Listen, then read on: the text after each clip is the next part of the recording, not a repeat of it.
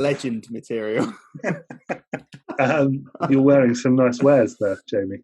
Oh, thank you. Yeah, got a nice retro shirt on from I believe this is from '84, something like that. But yeah, no, this beautiful shirt, along with many others, not just Chelsea shirts, but a mixture of teams. You can get hold of these at Score Draw. Check the link in our description down below, and go get yourself one. They're really nice. I think you got one, didn't you? I have got one in the post. I've got a nice 68 one, very nice blue kit.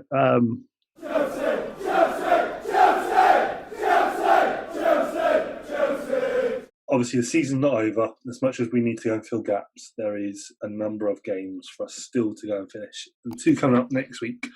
So we've got the Palace game. Palace have had a mixture of results over the last couple of weeks. Lost to Leicester at the weekend. Yeah, they were awful. I watched that game. They were really bad. Really bad. Which doesn't spell anything for me. I think a team that's had make a difference. a bad game means they'll probably turn up for Chelsea. And I think for me, I think sort of the important point for this is we've got another opportunity to go third. Leicester play Arsenal. Arsenal looked good at the weekend. 2-0 win against Wolves. If Arsenal can do us a favour at all, that would be brilliant. Yeah, again, because they beat Wolves, which was a favour to us, because Wolves would have gone ahead of us as well before we played Watford. So, that'd be nice if they could do us another favour. Love to see Arsenal fans sort of supporting us getting third. Would love for you guys to comment and subscribe as well. So Leicester have got an interesting run of games. It's a tough run-in for Leicester, and that's probably the one thing that kind of makes me feel a little more relaxed if they don't turn up like they haven't so far. And the other thing you've got is the clubs just turn over for United, which pisses me off more than anything. Just sort of. But they do look incredible at the moment. United, it's hard. I said before, I can see them running through the rest of the games, winning out, and that doesn't look like it's easing up. I mean, their only tough game remaining is Leicester at the end of the season, the very last game. So I think we can't rely on. Yeah, I can't see us relying on United to slip up. So I think we have to rely on Leicester to slip up, because I can see us slipping up again. I mean, we still got Liverpool to play, who they'll probably want to beat us just because it's Liverpool. You know, they're not going to roll over for us. And then we have obviously got Wolves last game as well. So I could still see United finishing above us, which is concerning. I don't think they're going to drop many points between now and the end of the season. Smugness of United fans. Every time Bruno Fernandes touches the ball, the excitement they have is just ridiculous. He's been there for 2 minutes.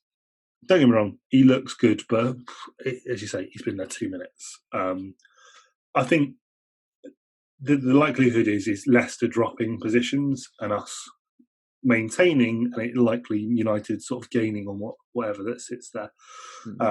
But sort of Leicester have got they haven't got an easy run of games. Sort of they've got Arsenal away, Bournemouth away, which potentially is where they could pick up points. But then you've got Sheffield United at home, who've had a mixed bag since they've come back. They've had some good wins and some absolute weird sort of losses. And you've got Spurs and United, which are hard 2 games to finish the season on. So I'd love for us to go and finish atop against them, or a different use of words for beating them. But I think if we look at just the Crystal Palace game for what it is, Palace were poor. I think if you look at us, potentially we're going to be missing Kovacic and Kante for the game, which worries me because they are the 2 more defensively minding midfielders. Especially Kante at the moment with the form he's been in. He's been incredible, and as I said before, you know, he's quite pivotal in the fact that we can play Mount and Barkley together, the 2 kind of number 8s. So if he's not playing, I'd be a bit concerned about that. I think you're going to have to either bring Jorginho into the mix, which is just an unknown quantity at the moment. Yeah, probably a Billy Gilmore, and he's, as you said, he's a youth player. You can't expect for him to come turn out every week, but he was looking positive before the end of lockdown. Yeah, he's obviously taken a knock of confidence from that Leicester game. I mean, when he came on the other day, again, it was just a little bit. He was just a bit weak. You know, he gave them 2 chances, probably their only 2 chances in the match, because he was just shoved off the ball. You know, he wasn't strong enough, and you can't expect him to be big and tough and strong at that age. And he's quite a wee lad anyway. So I think it will take some time, and he'll get there. But it's just concerning to have to rely on him at the moment. He's a nice to have at the moment. It's nice to bring him on and give him some minutes here and there, but we can't rely on him to be that player that Kante's been for the last few games if we want to get top 4. I think if Kante and Kovacic are out, my personal preference, and if we take Jorginho as an unknown entity here, I think it'd be Ruben, because I think he brings that power into the midfield, and potentially, whereas Gilmore might get pushed off the ball, you're not going to really push off Ruben. And I think you play him in a position that you're not playing him out on the wing, which he's just done.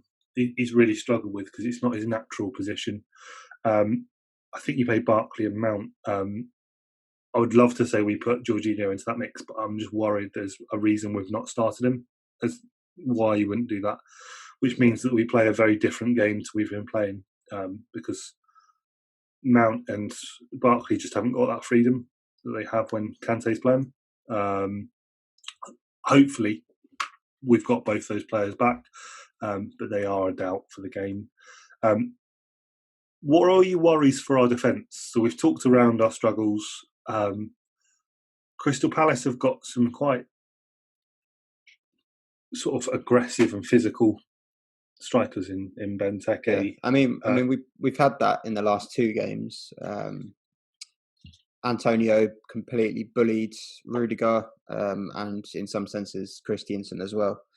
The change up where we brought Zuma in for the Watford game, completely different story. You know, Zuma was just he just had him Deeney in his pocket the whole game. Now I don't know whether that's because Deeney's fitness isn't quite there compared to Antonio, or if it's just a case of Zuma is that tough and strong. You know, he is a big, strong lad. So I think you need, especially when you've got a big centre forward playing, you need Zuma in there. And as I said earlier, I think that back 4 now has to be our back 4 going forwards. And that would fill me with a bit more confidence, especially with someone like Will Saha playing, because I think sort of with the 2 wing backs in James and Dave, I've got a bit more confidence that he can be kept quiet with those 2. Alonso would really worry me though, because if Alonso was playing, I think you would see them play Zaha down the right and just watch him be run ragged. I think the key again is Kante, because you watched some of our games already. You look back to the Villa game, Grealish quiet most of the game because of Kante. Kevin De Bruyne quiet most of the game because of Kante. And I think it would be a similar story if Kante plays. He should be able to, because he's that good. He really is. And I know everyone is going on about Pulisic at the moment, but don't get it twisted. Kante is the best player at Chelsea by far, by a long way. And a lot of people talk about the fact he can't play as a single, a sole defensive midfielder. Yes, he can. We've seen it over the last few games. He's been absolutely brilliant. And he's not a Jorginho player. He's not the guy who plays as a playmaker. He breaks up the play from the other team. And when you've got someone like that, then you can have those 2 attacking midfielders. Going back to my point, he can keep Zaha quiet. If we have someone else playing there, it won't be so easy. It's pivotal whether Kante plays or not as to how we can handle Zaha. What are your predictions for the game? I do think we'll win just because Palace have been bad. I think Again, I find it difficult to predict us to have a clean sheet. Even though we looked a lot better, I still don't think we were tested very much. I think Palace might have a bit more about them than Watford did. So I'm going to say the same as I did for the Watford game. I'm going to go 3-1 to Chelsea. Are you just doing that because our sponsor's 3, and you're just keeping in? Every game's got to have a 3 in it, mate. Unfortunately, the West Ham one was against us. So I'm going to go 2-1 Chelsea win, just because I think Crystal Palace have got a bit more to them than Watford had. Yeah, in honesty. But yeah, I think that'll be a good game.